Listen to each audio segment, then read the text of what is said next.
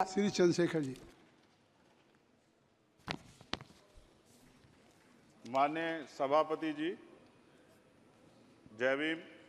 बहुजन समाज में जन्मे सभी संतों, गुरुओं, महान पुरुषों को नमन करता हूं, जिनमें महात्मा ज्योतिबा फूले, डॉक्टर बाबा साहब अम्बेडकर और मान्यवर काशीराम साहब को मैं याद भी करता हूं आज के दिन पर। साथ साथ नगीना की महान जनता और भीम आर्मी और हमारी पार्टी आज़ाद समाज पार्टी काशीराम के साथियों का भी धन्यवाद करता हूं। इसके बाद अपने कुल गुरु जगत गुरु सदगुरु रविदास जी महाराज को भी मैं नमन करता हूं, जिन्होंने दुनिया को लगभग 600 साल पहले बेगमपुरा शहर के रूप में दुनिया का सबसे महान लोकतांत्रिक दर्शन दिया। अध्यक्ष महोदय, माननीय सभापति जी, 14 अगस्त 1947 को ये देश अंग्रेजों के अधीन था। 15 अगस्त 1947 को हम लोग आज़ाद हुए। 16 अगस्त 1947 को देश आज़ादी में था, लेकिन धन धरती राजपाट में बंटवारा नहीं हुआ। जो साधन संसाधन थे उनमें बंटवारा सही रूप से न होने के कारण एक बहुत बड़ी आबादी सुविधाओं से वंचित और सम्मान से वंचित रह गई। उनको सम्मान देने के लिए और अंतिम व्यक्ति तक सुविधाएं पहुंचे, इसके लिए लोकतंत्र की व्यवस्था हुई। लेकिन आज़ादी के 70 साल बाद भी हम कहाँ खड़े हैं, इस पर ये चिंता का विषय है।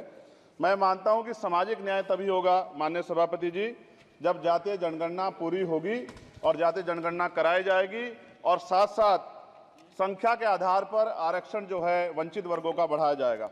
उसके साथ साथ जब राष्ट्रपति जी अभिभाषण पे बात रख रही थी तो उन्होंने शहरी और ग्रामीण क्षेत्रों के विकास की बात कही और ये भी कहा कि दुनिया में सबसे उत्तम शहर हमारे यहाँ बने। लेकिन माननीय सभापति जी, 70% आबादी तो गांव में निवास करती है, तो गांव की आबादी के बारे में भी सोचना होगा कि उनका जीवन कैसे बदले।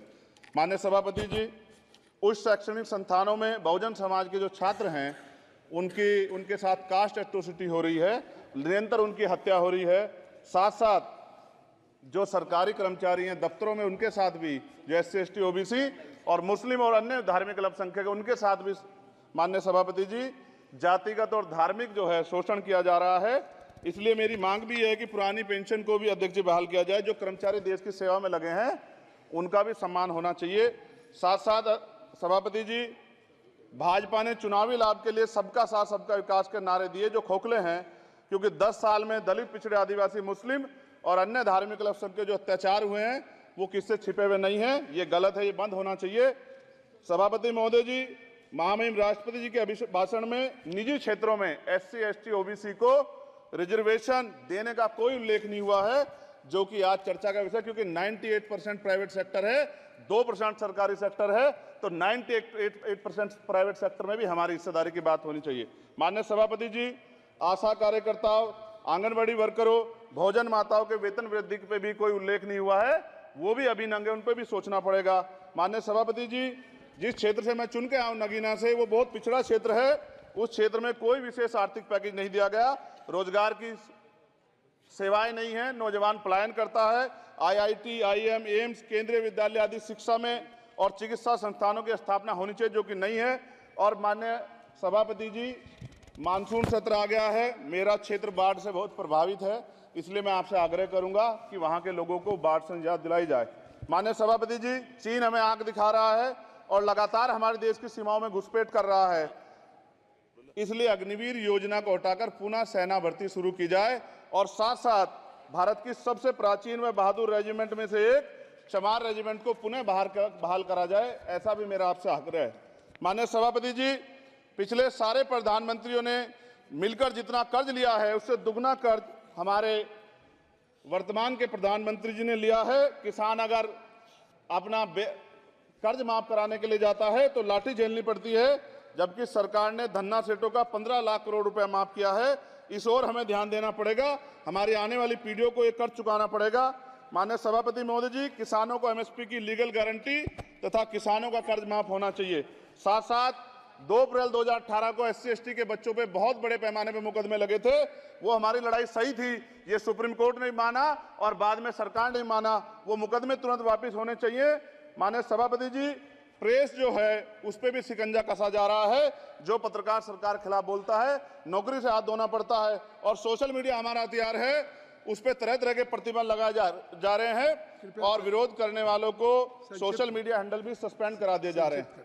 साथ साथ सभापति जी, पेपर लीक और परीक्षाओं के कैंसिल होने से देश के नौजवानों का भविष्य खतरे में है।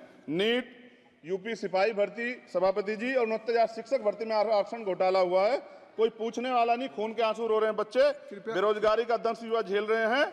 इसलिए मेरा आग्रह है कि युवाओं के लिए कृपया समाप्त करें चंद्रशेखर। माननीय सभापति जी, मैं पहली बार बोल रहा हूं, आप कहेंगे मैं बैठ जाऊंगा, मैं आपकी बात, मैं संवैधानिक मर्यादा का पालन करूंगा, मगर हम तो माननीय सभापति जी सुन ही रहे हैं। आप बोलिए, 1 मिनट। धन्यवाद, धन्यवाद। 1 मिनट और बोलिए। अध्यक्ष सभापति जी, नारी सम्मान की बात करने वाली सरकार, हमने मणिपुर देखा सर, हमने पहलवान बेटियों का हर्ष देखा सर, और हमने सर हाथरस की बेटी का हर्ष देखा सर, और हाथरस के परिवार को जो वादा किया था सरकार ने वो भी पूरा नहीं किया। और महिलाओं में भी, स्पेशली दलित, पिछड़े और मुस्लिम वर्ग की, आदिवासी वर्ग की महिलाओं के साथ आज भी एनसीआरबी का डाटा कहता है सर, जो जुल्म हो रहा है वो सहनीय नहीं है सर। साथ साथ कोविड में तैरती, हमने कोविड में बहुत सुना सर, कोविड में तैरती लाशें भी गंगा में हमने देखी है सर, और मजदूरों का हाल भी हमने देखा है। सभापति जी, बस सब समाप्त कर रहा हूं। नोटबंदी पे छोटे मजले उद्योग की जो कमर टूटी वो भी हमने देखी है। सभापति जी, शैक्षणिक संस्थानों, विश्वविद्यालयों में, चिकित्सा संस्थानों में ओबीसी एसटी के योग्य अभ्यर्थी को एनएफएस करके जिस तरह निकाला जा रहा है, लेटरल एंट्री करके जिस तरह हमारे रास्ते बंद किए जा रहे, ये भी हम देख रहे हैं सभापति जी।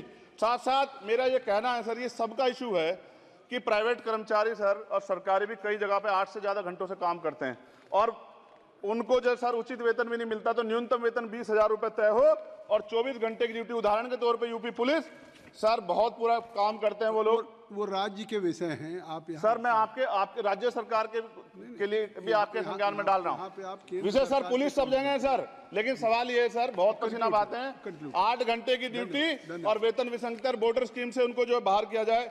माननीय सभापति जी, 1 मिनट चाहिए सभापति जी। राष्ट्रपति जी ने धर्म के बारे में बात की थी, राम मंदिर से पहले हमारे गुरुगढ़ तुगलकाबाद का फैसला आया था राष्ट्रपति जी, वो सभापति जी अभी तक दिल्ली में स्थित सदगुरु रविदास जी महाराज का गुरुगढ़ नहीं बना। साथ साथ सभापति जी, अपनी बात को खत्म करते हुए मैं आपसे कहना चाहता हूं कि जितना देश दूसरों का है सर, इतना हमारा भी है।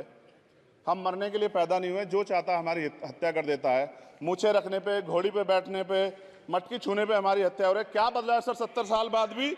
दलित, पिछड़े, मुसलमानों पे हिंसा नहीं रुक रही है सर। मेरा आपसे संरक्षण के साथ ये आग्रह है कि इन घटनाओं को रोका जाए, और देश किसी की बपोती नहीं है, देश संविधान से चलता है सर, और संविधान से चलेगा। संविधान छेड़खानी बर्दाश्त नहीं की जाएगी सर। धन्यवाद।